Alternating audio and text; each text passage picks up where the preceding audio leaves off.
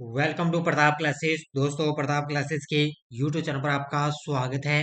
आज है 5 अप्रैल 2024 और 5 अप्रैल 2024 के जितने भी इंडिया और वर्ल्ड के जो करंट अफेयर्स के क्वेश्चन बनते हैं, आज उनका हम डिस्कशन करेंगे। पूरा वीडियो ध्यान से देखना और लास्ट में आपसे क्वेश्चन पूछूंगा जिनके जवाब आपको कमेंट बॉक्स में देना होगा। आज अपने पढ़ेंगे कि किस मंत्रालय के द्वारा माई CGHS iOS ऐप लॉन्च किया गया। हॉकी इंडिया ने पुरुष वर्ग में वर्ष का सर्वश्रेष्ठ खिलाड़ी नामित किया और भारत पहला वाणिज्यिक कच्चा तेल रणनीतिक भंडारण बनाएगा। इनकी आज हम चर्चा करेंगे पूरे लेटेस्ट न्यूज के साथ में। डेली आपको सुबह मेरी 7 बजे ये करंट अफेयर्स की क्लास आपको मिलती है। तो सभी साथी एक बार सेशन को लाइक शेयर करेंगे और जो साथी हमारे इस चैनल पर नहीं है तो जरूर आप चैनल को सब्सक्राइब करें और इसके पास लगे बेल आइकन का घंटा दबाएं ताकि हम जैसे वीडियो अपलोड करें उसका नोटिफिकेशन आप तक पहुंच जाएगा। तो सभी साथियों को गुड मॉर्निंग। स्टार्ट करें आज की 5 अप्रैल 2024 की करंट अफेयर्स की क्लास। सबसे पहले हम कल के क्वेश्चनों को रिवाइज कर लेते हैं। 2023-24 में कार्गो प्रबंधन के मामले में कौन सा बंदरगाह है भारत के प्रमुख बंदरगाहों में सबसे टॉप पर रहा? तो ये पारादीप बंदरगाह है। पेरिस ओलंपिक के लिए क्वालिफाई करने वाली एकमात्र भारतीय भारोत्तोलक कौन है? तो वो है मीराबाई चानू। 56वीं राष्ट्रीय खो खो चैंपियनशिप 2023-24 का समग्र विजेता कौन बना? तो महाराष्ट्र। कौन सा देश मनोरंजक कैनाबिस भांग के उपयोग को वैध बनाने वाला सबसे बड़ा यूरोपीय संघ देश बना? तो ये बन चुका है जर्मनी। किसने इलेक्ट्रॉनिक्स और मैकेनिकल इंजीनियरिंग के 33वें महानिदेशक के रूप में पदभार ग्रहण किया? तो JS सिदाना ने। कोंकण रेलवे कॉरपोरेशन लिमिटेड के अध्यक्ष और प्रबंध निदेशक का भूमिका किसने संभाली? तो संतोष कुमार झा ने। 2024-25 के लिए उद्योग मंडल एसोचैम के अध्यक्ष का पदभार किसने संभाला? तो संजय नायर ने संभाला है। ये थे कल के क्वेश्चनों का रिवाइज हमने कर दिया। टेस्ट आपको लगातार दिया जा रहा है। वार्षिक करंट अफेयर्स की अपनी ऐप के अंदर टेस्ट सीरीज चल रही है। इसके अंदर आपको डेली आपको टेस्ट मिल रहा है। वीकली टेस्ट भी मिल गया और मंथली टेस्ट भी आपको पूरे मार्च महीने का मिल चुका है और आज आपको मार्च महीने की पीडीएफ भी आपको मिल जाएगी। तो सभी साथी एक बार सेशन को लाइक शेयर करेंगे और ये टेस्ट सीरीज आप ज्वाइन कर लेना, बहुत ही फायदा आपको होने वाला है। पहला क्वेश्चन आपके सामने, हाल ही में किस मंत्रालय ने माई CGHS iOS ऐप लॉन्च किया है? इसी का ये नाम है भी, किस मंत्रालय के द्वारा माई CGHS iOS ऐप लॉन्च किया? तो इसको लॉन्च किया है स्वास्थ्य मंत्रालय ने। किसके द्वारा? स्वास्थ्य अपने केंद्रीय सचिव स्वास्थ्य सचिव मंत्री हैं अपूर्वा चंद्रा। कौन है?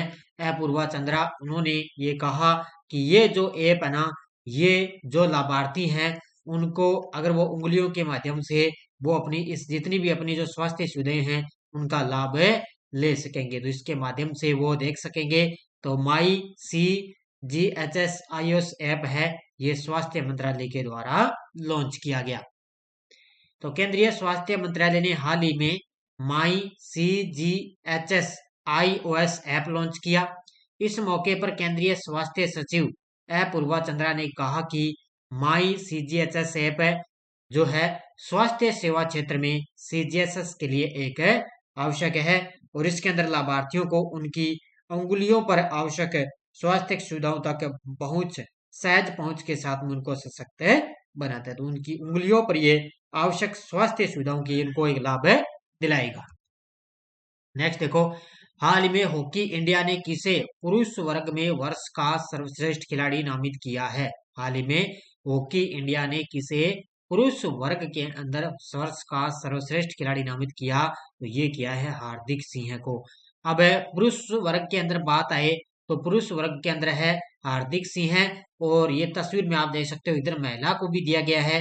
तो महिला की अगर अपने बात करें तो महिला के अंदर दिया गया है सलीमा टेटे को। किसको दिया गया है? सलीमा टेटे को वर्ष का सर्वश्रेष्ठ खिलाड़ी नामित किया गया। तो हॉकी इंडिया में पुरुषों के अंदर हार्दिक सिंह और महिला के अंदर सलीमा टेटे को खिलाड़ी नामित किया गया। अब देखो पूरी डिटेल। हार्दिक सिंह और सलीमा टेटे को छठे वार्षिक हॉकी इंडिया अवार्ड्स में क्रमशः पुरुष और महिला वर्ग में 2023 का वर्ष का सर्वश्रेष्ठ खिलाड़ी उनको नामित किया गया।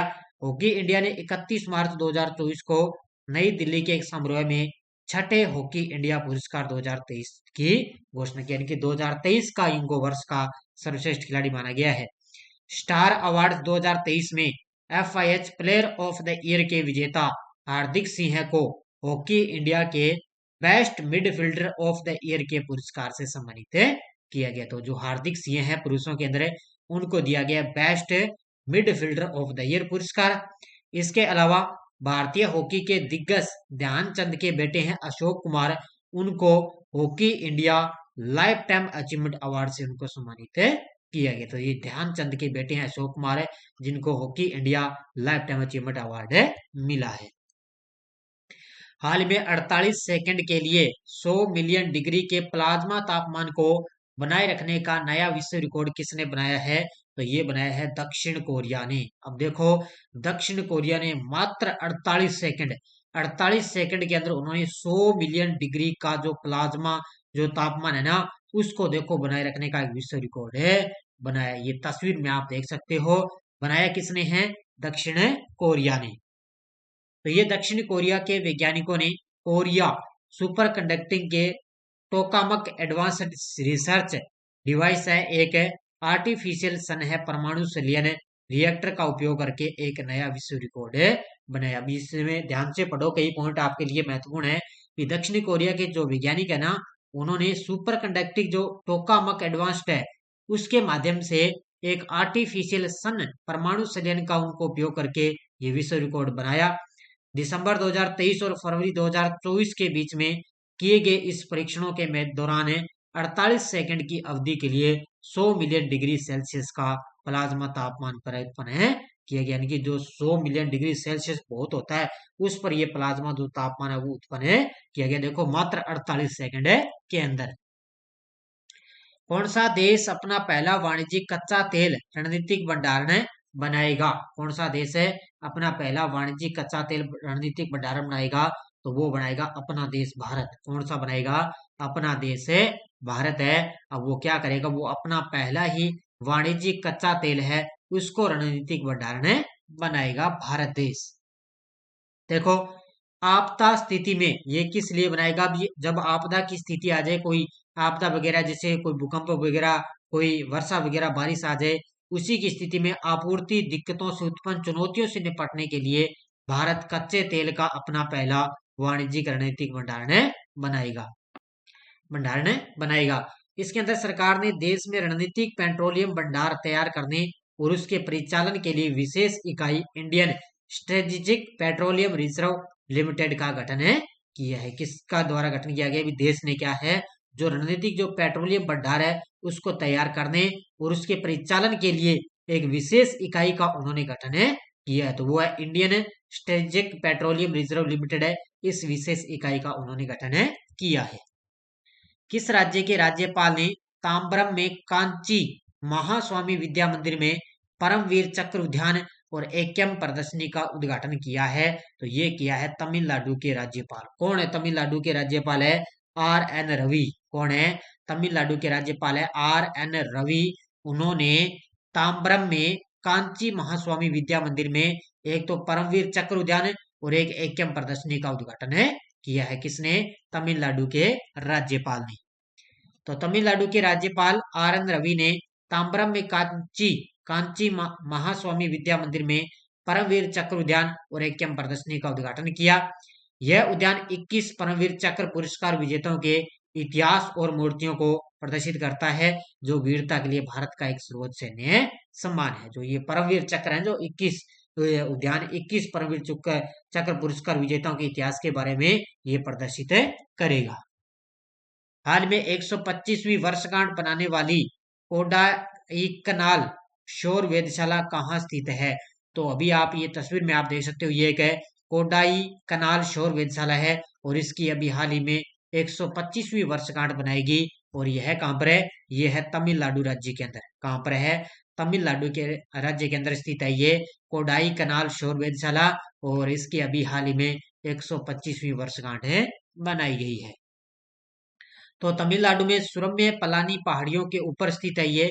तमिलनाडु के अंदर सुरम्य पलानी पहाड़ियों के ऊपर स्थित है ये प्रतिष्ठित कोडाईकनाल शोर वेधशाला ने हाल ही में पृथ्वी पर अपने जीवन को बनाए रखने वाले खगोलीय पिंड जो सूर्य का अध्ययन करने की अपनी 125वीं वर्षगांठ है बनाई। ये खगोलीय पिंड वगैरह है, ये सूर्य का अध्ययन करने वाली एक शोध वेधशाला है और इसकी हाल में 125वीं वर्षगांठ है बनाई गई है।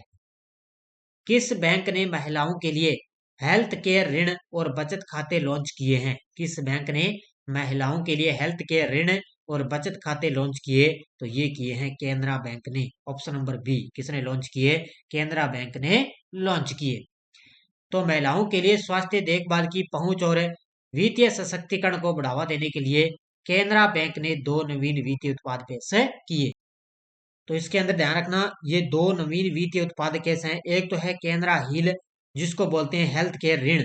ये क्या करेगा भी, अस्पताल के अंदर जो भर्ती होने के खर्चों को ये कवर करेगा और स्वास्थ्य बीमा दावों में कमी को दूर करेगा। जो महिलाओं के अंदर, जो महिलाएं जो अस्पताल के अंदर भर्ती होती है ना, उसके उनका जो खर्चा लगता है उनको ये कवर करेगा, हेल्थ केयर ऋण देगा, ये केनरा बैंक है। और दूसरा है केनरा एंजेल, ये कहलाएगा महिलाओं के लिए बचत खाता की शुरुआत करेगा। तो ये अभी केनरा बैंक के द्वारा 2 नवीन वित्तीय उत्पाद पेश किए गए। विश्व बैंक के अनुसार वर्ष 2024 में भारत की अर्थव्यवस्था की वृद्धि दर कितने प्रतिशत रहेगी? विश्व बैंक के अनुसार वर्ष 2024 में भारत की अर्थव्यवस्था यानी कि जीडीपी की वृद्धि दर कितने प्रतिशत रहेगी? तो ये रहेगी 7.5%। तो आगामी अभी 2024 में इन्होंने अनुमान लगाया अभी 7.5% की अर्थव्यवस्था की भारत की वृद्धि दर रहेगी। और वर्तमान में विश्व बैंक के अध्यक्ष कौन है? अजय बंगा। कौन है? अजय बंगा। तो विश्व बैंक ने कहा कि वित्त वर्ष 2024 में भारतीय अर्थव्यवस्था 7.5% की दर से बढ़ेगी। तो 7.5% की दर से बढ़ेगी। वर्ल्ड बैंक ने पहले के अनुमान में 1.2% संशोधन किया और नया अनुमान अक्टूबर दिसंबर तिमाही के दौरान देश की जीडीपी में 8.4% की शानदार वृद्धि के बाद आई है। अनुमान लगाया भी अक्टूबर दिसंबर तक ये 8.4% की शानदार वृद्धि के बाद है। और वित्त मंत्री निर्मला सीतारमण ने कहा कि जनवरी, मार्च, फरवरी तीनों महीनों के अंदर अर्थव्यवस्था 8% की विकास दर से बढ़ने की राह पर है। तो 8% की दर से ये जीडीपी में वृद्धि हो रही है। हाल में टाटा इंटरनेशनल ने किसे प्रबंध निदेशक नियुक्त किया? तो ये किया है राजीव सिंघल को। ऑप्शन नंबर है सी। तो राजीव सिंघल है, ये टाटा इंटरनेशनल के अब प्रबंध निदेशक नियुक्त हो चुके हैं। तो टाटा समूह की वैश्विक व्यापार एवं वितरण शाखा टाटा इंटरनेशनल ने राजीव सिंघल को अपना प्रबंध निदेशक एमडी नियुक्त करने की घोषणा की। और उन्होंने कहा कि सिंघल की नियुक्ति 1 अप्रैल से प्रभावी होगी और उन्होंने आनंद सेन का स्थान लिया है। तो 1 अप्रैल से इनका कार्यकाल स्टार्ट हो गया और उन्होंने आनंद सेन का स्थान लिया है। अब आपको एक पॉइंट याद रखना है कि विश्व के सबसे बुजुर्ग व्यक्ति जुआन विसेंट पेरेसेज का निधन हो चुका है। तो ये दुनिया के सबसे बुजुर्ग व्यक्ति हैं, 114 वर्ष के व्यक्ति जुआन विसेंट पेरेज। ये तस्वीर में आप देख सकते हो। तो जुआन विसेंट पेरेज वेनेजुएला के एक व्यक्ति थे जिन्होंने बहुत लंबा जीवन जिया है। तो एक बहुत लंबा जीवन इन्होंने जिया। इनका जन्म 27 मई 1909 को एल कोबरे नामक कस्बे में हुआ था और वह 114 वर्ष तक जीवित रहे हैं। देखो 114 वर्ष बहुत होते हैं। और पेरेज का मुख्य काम किसान बनना था, लेकिन उन्होंने शेरिफ के रूप में भी काम किया, यानी कि पुलिस अधिकारी के रूप में इन्होंने काम किया। लेकिन इनका काम, मुख्य काम तो था भी किसान बनूंगा, लेकिन फिर भी उन्होंने एक शेरिफ यानी कि पुलिस अधिकारी के रूप में इन्होंने काम किया। तो 114 वर्ष की आयु में इनका निधन हो चुका है। तो विश्व के सबसे बुजुर्ग व्यक्ति हैं ये टेलीग्राम ग्रुप है। कोई सूचना, कोई लिंक आ गया, वीडियो के डिस्क्रिप्शन में भी टेलीग्राम का लिंक है, तो टेलीग्राम ग्रुप को आप ज्वाइन कर देना। अब देखो पिछले वीडियो क्वेश्चन क्या था, फिक्की महिला संगठन के अध्यक्ष पद पर किसे नियुक्त किया गया? तो ये किया गया जयश्री दास वर्मा को। बहुत सारे विद्यार्थियों ने बड़े शानदार तरीके से जवाब दिए, उन सभी को हार्दिक शुभकामनाएं। अब देखो क्वेश्चन पढ़ियो, कौन से खिलाड़ी एटीपी रैंकिंग इतिहास में दुनिया के सबसे उम्रदराज नंबर 1 खिलाड़ी बन गए? नोवाक जोकोविच, Roger Federer, Rafael Nadal, Carlos Alcaraz. इसका जवाब आपको कमेंट बॉक्स में देना है। ये थी आज की अपनी बढ़िया तरीके से क्लास। बाकी अपनी एलडीसी वगैरह है, सीटी वगैरह टेस्ट सीरीज चल रही है। और इसके अलावा कल परसों मैंने जनवरी, फरवरी और मार्च पिछले 3 महीनों का एक साथ मैंने करंट अफेयर्स का मैंने रिवाइज करवा दिया। तो ये क्लास आप जरूर देख लेना। ये क्लास फर्स्ट ग्रेड वगैरह है, राजस्थान पुलिस, सीएटी, पटवार आने वाली, एलडीसी वगैरह कोई भी एग्जाम मान लो, पिछले 3 महीनों का करंट मैंने अच्छी तरह से आपको मैंने एक सुपड़ा साहब के रूप में रिवाइज करवा दी। तो ये क्लास आप जरूर देख लेना। तो सारे विद्यार्थी एक बार वीडियो को जाते लाइक शेयर करते रहना। धन्यवाद। जय हिंद, जय भारत।